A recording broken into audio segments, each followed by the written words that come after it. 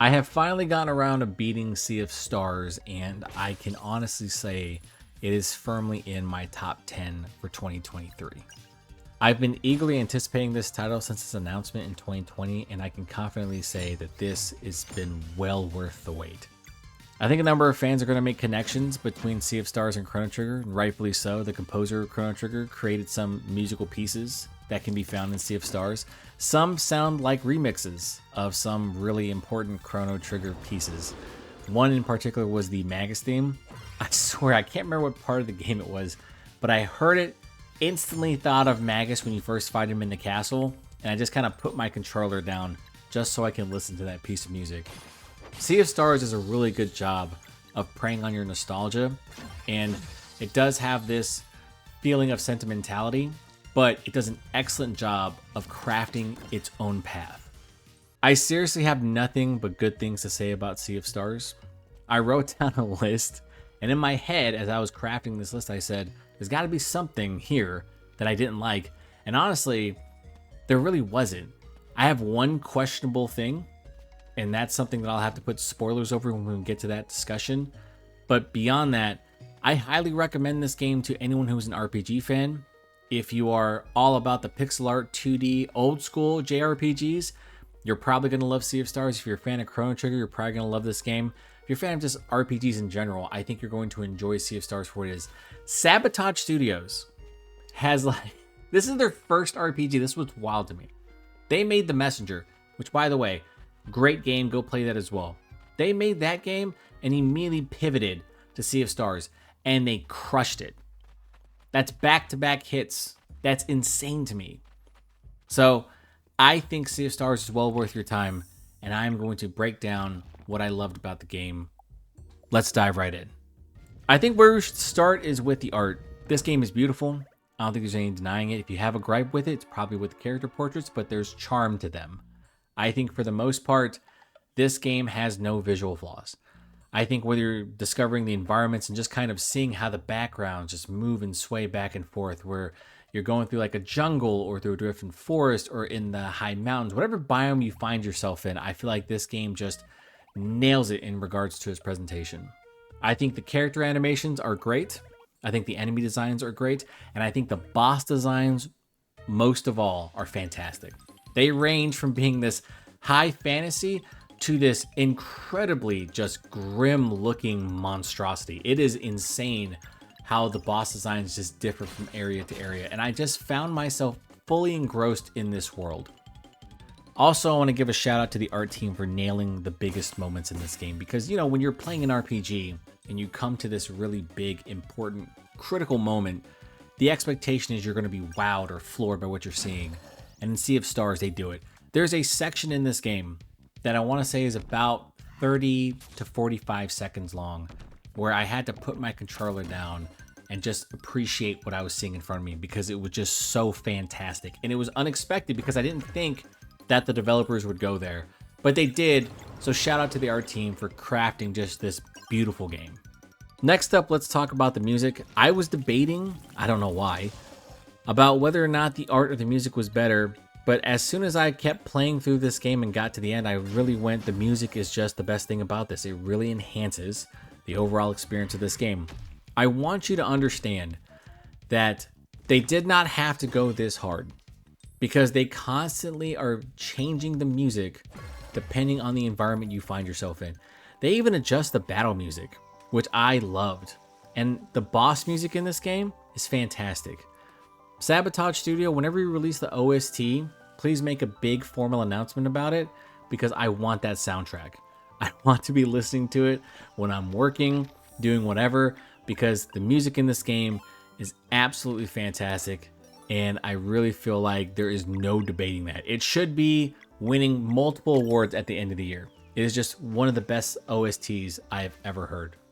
Next up, let's talk about the combat, and I'm going to describe it as simple but engaging. You cannot put your controller down or not touch your keyboard, however you're going to play it, in Sea of Stars. You have to be attentive the entire time because as you move along through the game and enemies get far more difficult, you are going to have to realize that if you are not paying attention, you're more likely going to take big damage and you're going to die. You have to actually prioritize enemies in this game, because when they start to get their combos up and they start to pull out these really big skill attacks, especially in the second half of the game, they will do immense amounts of damage and more than likely kill some of your teammates. I love the fact that even though there are only 4 skills in the game, 3 main skills and then 1 ultimate, that there are a number of combos that you can utilize that really help you mix and match and get your entire party involved. I like the fact that you can swap party members out at will, so you're not really restricted to just having that party you started out with. You're allowed to freely switch so that they can meet the combat scenario in front of them, and that's something I really like. And I just enjoy the fact that Sea of Stars wants to keep the player engaged. And it's really interesting because the first half of the game, when you're going through the different boss fights, it really feels like you're just kind of slowly ramping up until you start fighting the bosses that will absolutely one-shot you if you're not paying attention. You know by that time that when an enemy has icons that appear above their head and it talks about the power levels, and you know they're going to hit up that big skill attack, that you are going to have to break down that enemy very quickly, and you have to make decisions on the fly. Like, do I really want to utilize this character in this situation? Can they survive essentially what is a one-shot? There's a lot of enemies where you're just kind of sitting there, it's like, oh, that's doing pretty big damage. And then they hit their ultimate attack, essentially, and you're just like, holy shit, that just killed my entire party. Like, what just happened here? So you really have to pay attention. And I think it's just great that Sea of Stars just kind of eases you along until you get acclimated, and then it just starts to take off with more and more challenging enemies and bosses. My biggest piece of advice for people who are playing Sea of Stars for the first time: do not go crazy utilizing your skills. Mix it up a lot, use a lot of critical thinking, because you never know when an enemy is going to pull out an AoE attack that is potentially going to wipe your entire team. So make sure you're paying attention. Before we talk about the next couple items, the narrative, the characters, the pace, I just want to put out that there's not going to be any spoilers here. Just keep that in mind. You don't have to skip anything. Now, with the narrative, I think it's overall solid. And there's a good balance of predictable and unpredictable. Meaning that if you've played a JRPG before, an RPG, you probably know where certain things are going to go, right? It's good versus evil, that type of stuff. But there are a number of things in Sea of Stars that's unpredictable. And if you played The Messenger from Sabotage Studio, you'll know what I'm talking about, because there are some real big curves here, and I appreciate that from Sabotage Studio. That's a big deal for me, because I was hoping that they would make some source, because for the most part the game feels familiar, and then it starts to just kind of do things a little bit differently, and it starts to make all these really grim turns, and I'm like, holy crap, this is not what I was expecting from this game, especially when you see the art style. It's completely different from anything I was expecting, and I really like that. I think the characters, for the most part, NPCs, enemies, all that stuff, I think they're all kind of likable. There's a good mix of like good, evil, morally gray. I think they're all really well done. I think all the character designs, like I said before, are great. You can identify who is who, that type of stuff. Good characters. The pace, in my opinion, in this game is excellent. It is so fast. Like, there's little to no breaks. There is little backtracking in this game. It's pretty much optional if you want to go back to a certain area. And I recommend you do, because what Sea of Stars does really well is that it allows you to get to a certain point. Let's say you go all the way back to a certain area at the beginning of the game, and you're thinking to yourself, I have to make a trek, even though I create all these different shortcuts to the environment. I have to make a trek back all the way back to the top. That kind of sucks. You don't actually have to, because what Sea of Stars does is that it creates shortcuts for you to get back out to the main plot. And I think that is something I love. This game is almost all gas. You are moving forward constantly, and it is a very tight 15 to 20 hour experience, depending on your playstyle, depending on the difficulty. I think Sea of Stars does a really good job in regard to its pace. The last 2 items on my list are personal. They are exploration and puzzle solving. And exploration in this game is incredibly satisfying, because there are so many details in the environments, and you're going to see things like hidden chests, shortcuts, hidden caves and areas, and you're probably going to say to yourself, well, this is kind of a tease because I can see it, but I don't think I have the equipment to get there. And as you progress through the game and you get that traversal equipment, you can go back to these areas, and like I said, The game creates shortcuts for you to help you get to these areas quickly and then do what you have to do.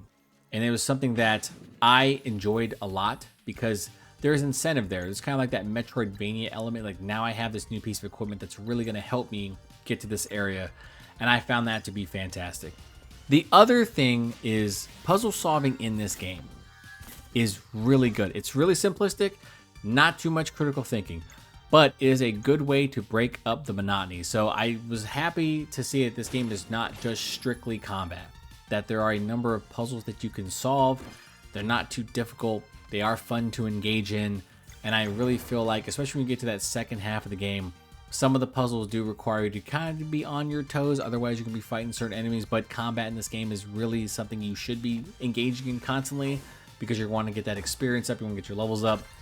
But puzzle solving to me was just so much fun. There are certain shrines you're going to find throughout your time in the game that are pretty much just puzzle shrines. And some of them can be kind of brain teasers. But for the most part, it is a lot of fun. And it's just two things that I really enjoyed about Sea of Stars. Now that we've gotten all the good and great stuff out of the way, what I'm going to do right now is I'm going to put up a spoiler warning. I'm going to put a timestamp up, and if you have not beaten this game yet, I need you to skip. If you're okay with spoilers, then stay right here, and we are going to talk about the one questionable thing about Sea of Stars. So if you're still here, let's talk about the main ending of Sea of Stars and how, to me, it was fairly disappointing. I didn't like the fact that it ended abruptly. I didn't like the fact that you didn't fight the Fleshmancer, who was the big bad this entire time. I didn't like the fact that you fought the World Eater in a twin stick shooter form, in a bullet hell. I wasn't a big fan of that. I didn't like the fact that the true ending was hidden until you actually beat the game. Now, I'm not necessarily opposed to completing endgame objectives to get the true ending, but I really feel like you could have implemented some of the endgame stuff, the things in the game, so that it's not such a grind. Like, you have to go back and get 60 rainbow conches, and that is a lot. That is a shit ton. And I just feel like it's the one questionable thing about this game because it left a bad taste in my mouth. The fact that you fought a former Solstice Warrior. It was a pretty epic fight, but fairly basic in comparison to some of the other boss fights, especially when you fight some of the dwellers. You fight this boss and then immediately go into this bullet hell, which, you know, it wouldn't be such a bad swerve if it led to somewhere else, but then just ends.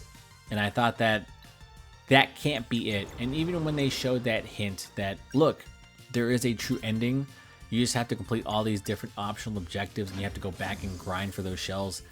To me, that was super dissatisfying. And it's something that I really feel like a lot of people are probably going to hold against Sea of Stars. Even though I love this game personally, I just don't like the fact that it ended that way when you played this game for 15 to 20 hours. And spoiler talk over. Sea of Stars overall is probably one of the best games of the year. And I'm glad that they delayed the game multiple times because the product that you have here is incredibly polished. It is a joy to play. It is a big surprise to me, especially considering all the things that are in this game. I love the fact that it's not just combat, it's exploration and puzzle solving. And it's just one of those experiences where I feel like it first preys on your nostalgia and sentimentality, and then it ends up standing firmly on its own. And that to me is a feat, considering that this game was pretty much anticipated because it looked a lot like Chrono Trigger. And while it does share its similarities, this is its own game. And I really hope people play it. I really hope that because it's on Game Pass and PlayStation Plus, that people give it the time of day, because I believe Sea of Stars deserves it. And that is going to do it for this video. So if you like the content, please consider like, sharing, and subscribing. It really helps out the channel. Leave a comment below if you've played Sea of Stars, if you're considering it. Give me your thoughts on the game. Just try to leave spoilers out of it. If you want to discuss spoilers, maybe join our Discord and then hit me up in the Discord under DucciD and we can talk about it. I am Ken from Pixelated Thoughts, and I'll talk to you next time.